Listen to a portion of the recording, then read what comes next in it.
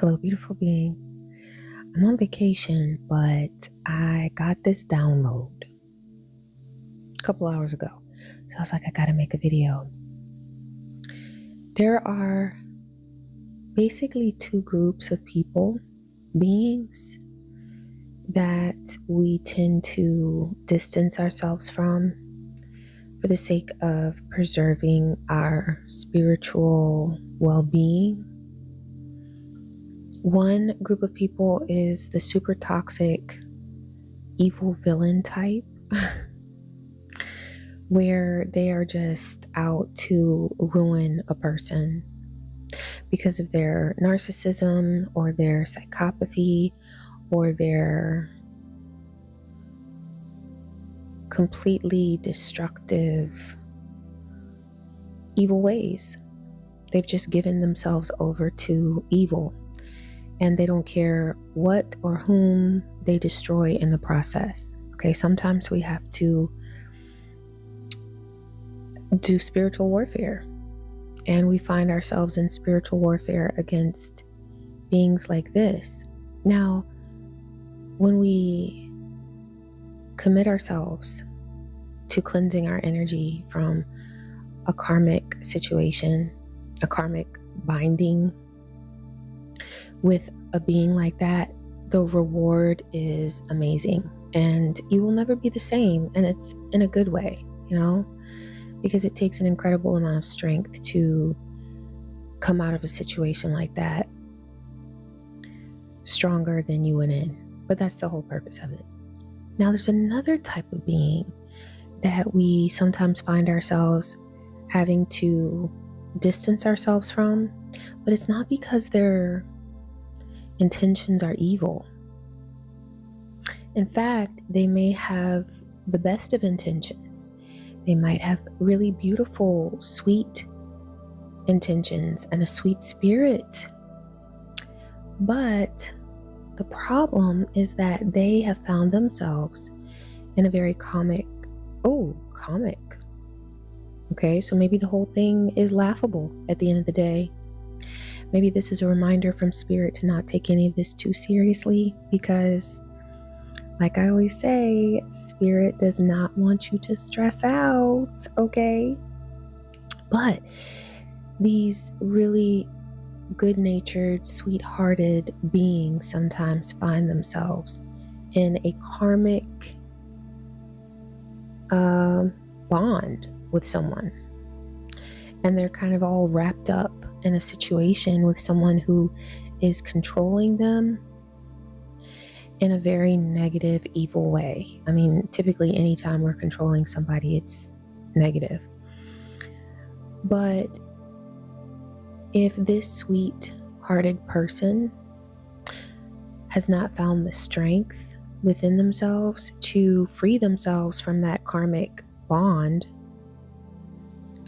they find themselves taking actions and making choices that can appear karmic as well. So it's almost as if sometimes we have to distance ourselves from a person, not because they have evil intentions, but because they have not freed themselves, or they refuse to free themselves from a being or beings or a situation that is extremely karmic. And we find ourselves becoming entangled in a situation that is very negative and starts to weigh us down. So we have to free ourselves. Now, that can feel very sad, because you see the goodness in this person. You see their desire to be kind, but it's that they have not found the strength within themselves to vibrate on a higher frequency. They're still involved with beings that are weighing them down. A lot of times these are the beings that sit around talking to you all the time about how terrible their situation is, and you tell them, well, have you tried this? Have you tried that? And you find that you're becoming their therapist, but they never really take your advice. Yeah, that's the kind of person that I'm talking about right now. So sometimes we find ourselves in a situation where we have to free ourselves from them as well, because the impact that it has in our energy after so many cycles of, listen, this is what you need to do. You know what you need to do. You have the strength within you. You know, so many pep talks, and they're not doing what they need to do. You just can't allow their energy to weigh you down. So sometimes, once you've distanced yourself from a being like this, you may find that you miss them. You may find that you have dreams or downloads about something that they're going through. And what I've found is that this does not mean that you're necessarily supposed to reach out to them or reconnect with them. Now, if you have received a download from Spirit that is guiding you to do that, then by all means, what Spirit tells you to do comes first, okay? But what I have found is that it can be very easy to think that you're supposed to reach out to beings like this when you have a dream about them, or you start to miss them, or you might receive downloads. And those downloads can be very telling as to what that person might have on their mind at this time, or a certain struggle that they're going through. What we're being guided to do at that time, when we miss them or we're thinking of them, is to send them healing energy, to send them love. That is the work that we're called to do. You know, it's like a lot of people talk about being chosen and all of that. We have to remember that we've been chosen to do something wonderful. It's not just about, oh, I'm special. Of course we're special, but it's about being chosen to do healing work. And so, you know, with the very evil, narcissistic beings, I personally have found that I don't ever miss them. I don't ever want them back in my life. Perhaps at a certain point in time in the past, I did, when there were still karmic ties there. But once I free myself from an extremely narcissistic being, I'm free. But sometimes the beings who are very good-natured and good-hearted, but just have not found the strength to free themselves from a toxic situation, and then I was suffering because of that, sometimes I do find that I miss those beings, you know, and I think about them. And sometimes Spirit will give me a dream and let me know something that they're going through. So it's not that I'm supposed to just grab my phone and call them and get back into a situation with them. If that's what you're being called to do, then perfect. Do what you're called to do. But what I have found is that in that moment, or at that time, when I find that I'm missing them, or really, you know, they're heavy on my mind, I need to quiet my mind.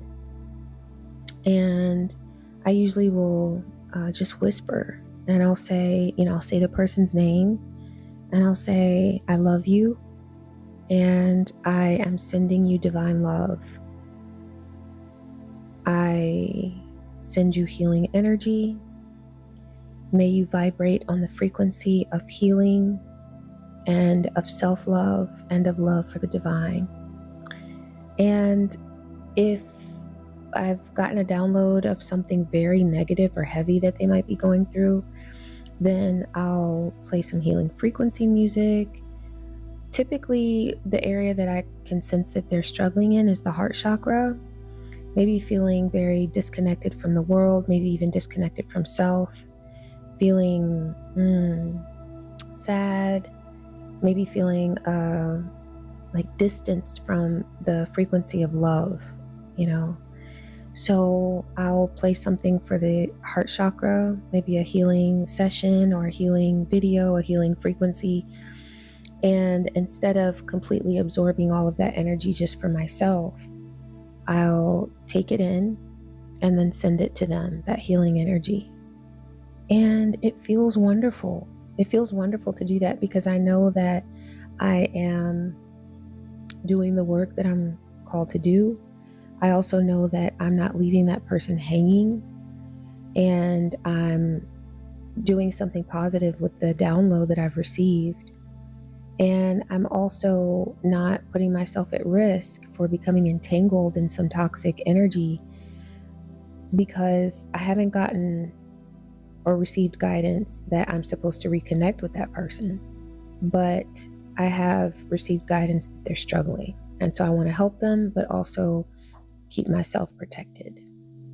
So I'm going to link a couple of videos that I have for the heart chakra. If you do ever feel the need to send healing energy to someone that you love and that you care about, but you don't want to leave them hanging, but you also realize that the time has not yet come to open up your energy to them, but you do want to send them love and positive energy.